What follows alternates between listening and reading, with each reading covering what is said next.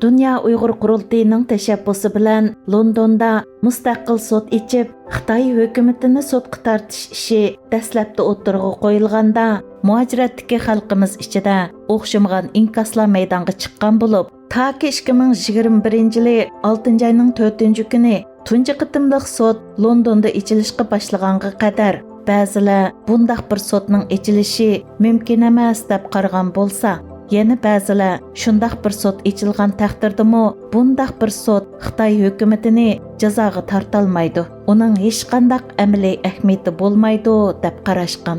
Yana ba'zilar bo'lsa, bu faqatla pul va vaqt isrofchiligi deb qarashgan edi.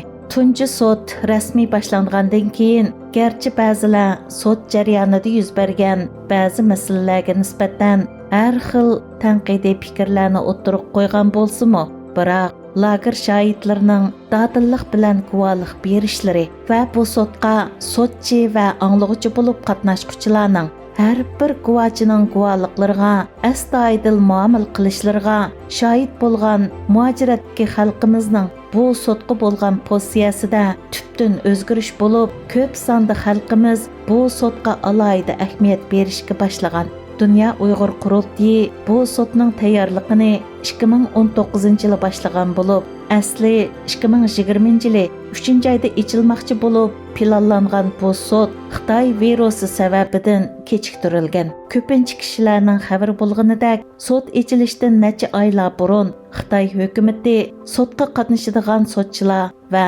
guvohlik beruvchilarning sotga qatnashishini to'sash uchun har xil chora-tadbirlarni qo'llanishga boshlagan bo'lib, sot ichilish oldida va sot ichilish jarayonida Xitoy hukumati texmo g'aljirlashib, bir tarafdan sotning ahamiyatini xunuklaştirishga tirishgan bo'lsa, yana bir tarafdan guvohlik beruvchilarning vatandagi urug' tuqqanlarini qo'llanib, guvohchilarga qarta yumshoq va qattiq usulda hujum qilishni kuchaytgan. Bulardan bu sotning ba'zilar o'ylagandek ahamiyatsiz bir sot bo'lmasdan, balki Xitoy hukumatini alohida rohatsiz qilgan va Xitoy hukumatining xalqarodagi obraziga ajallik zarba berishda muhim rol o'ynaydigan bir sot ekanligini ko'rib bilish uncha qiyin emas.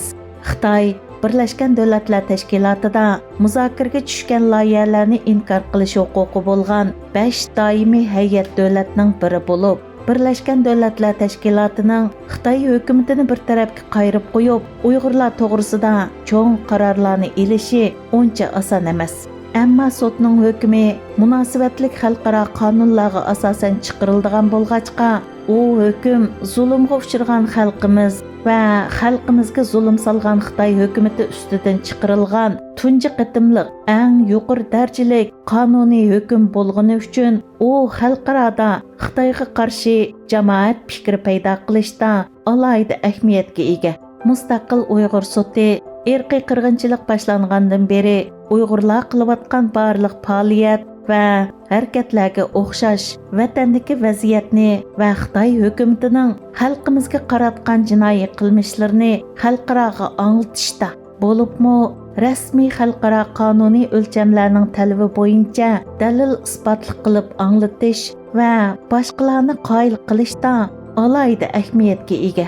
Uyg'ur soti yolg'iz xalqaroda Xitoyga qarshi jamoat fikri to'plashda alohida ahamiyatga ega bo'lib qolmasdan, balki ijtimoiy taratqularda berilayotgan guvohliklarni xalqaro qonun o'lchamiga ko'tarib, munosabatlik xalqaro qonunlarning talabi bo'yicha Uyg'urlar duch kelayotgan irqiy qirg'inchilikni qonuniy jihatdan muayyanlashtirish va bundan keyin ichilish ehtimoli bo'lgan sotlar uchun asos yaratishda alohida ahamiyatga ega.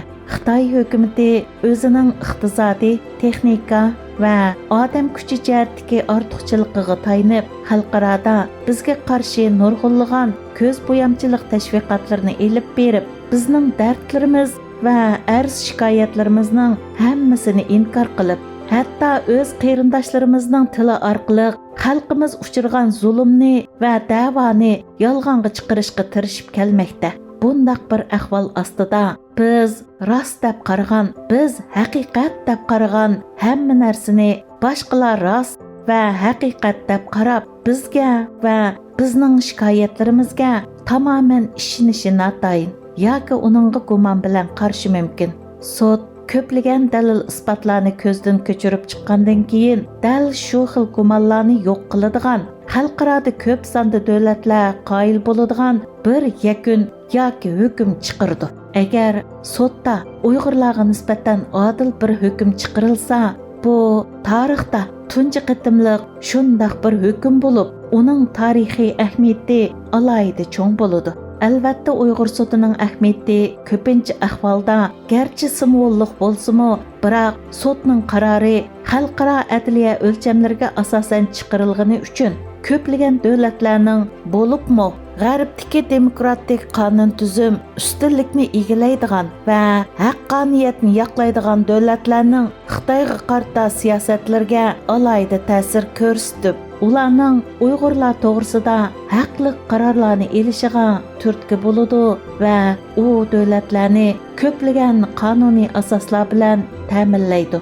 Sudning qarori yolg'iz haqqoniyatni yoqlaydigan ko'plagan demokratik davlatlarning Xitoyga qaratgan siyosatlarini belgilashga ta'sir ko'rsatib qolmay, hatto Xitoy hukumatining ba'zi qilmishlariga cheklama qo'yish va jazo berishiga turtki bo'lishi mumkin.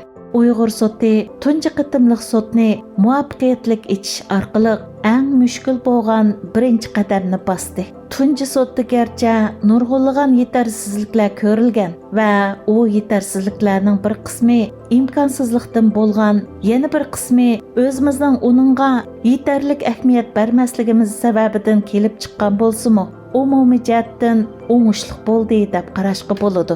Hozirgi masala biz qanday qilib Uyg'ur sudini muvaffaqiyatli tamomlab, biz ko'zlagan yuqorqi ahamiyatga yetkazaymiz deganda bo'lib, uning uchun muajiratdagi barliq tashkilotlar va avom xalqning o'rtaq tirishchanlik ko'rsatishiga to'g'ri keladi. Uyg'ur sudi garchi Dunyo Uyg'ur qurultiyining tashabbusi bilan boshlangan sud bo'lsa-mu, biroq u Dunyo Uyg'ur qurultiyi yoki Dunyo Uyg'ur qurultiyidagi rahbarlarning shaxsiy ishi uchun ochilgan sud emas. U butun dunyodagi Uyg'urlarning sudi. U Uyg'urlar duch kelayotgan qirg'inchilikqa adil hukm chiqaradigan bir sud.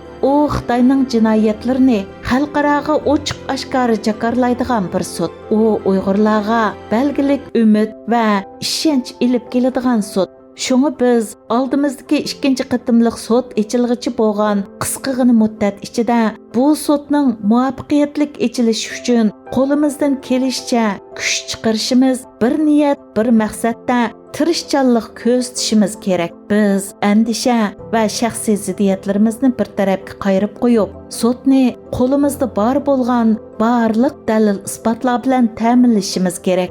Har qanday fikr takliflar samimiy bo'lish faqat sudning texmi muvaffaqiyatli ochilishi uchun bo'lishi kerak. Uyg'ur sudiga bevosita rahbarlik qilayotgan va bu sud uchun xizmat qilayotganlar cho'qim tunji sud jarayonida ko'rilgan yetarsizliklarga astoydil muomala qilib, tajriba saboqlarni yakunlab, ikkinchi qitimliq sudda saqlanishga bo'ladigan barliq yetarsizliklardan imkon bor saqlanishi, ikkinchi qitimliq sudning muvaffaqiyatli tamomlanishi uchun eng yuqori darajada tirishchanlik ko'rsatishi kerak.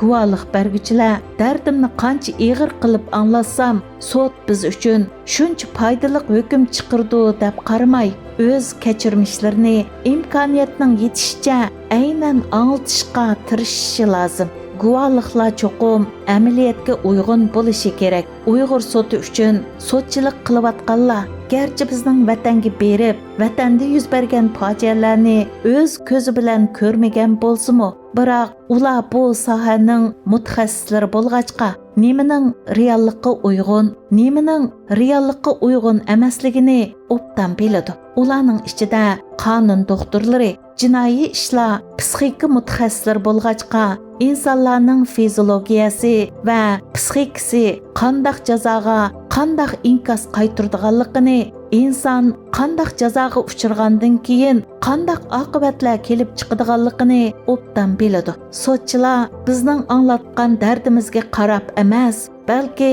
biz anglatgan dardimizning qanchalik rostligiga qarab hukm chiqardi. G'arbliklarning mundaq bir so'zi bor: krediti yo'q bo'lish nachar kreditdan yaxshi.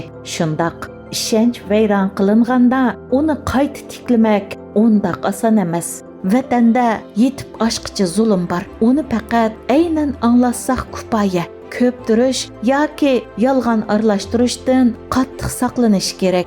Uyg'ur xalqi Uyg'ur sotiga butun kuchi bilan dastak bo'lishi, sot uchun guvohlik bermoqchi bo'lgan qarindoshlarga madad berishi va ularni qo'llab-quvvatlashi kerak.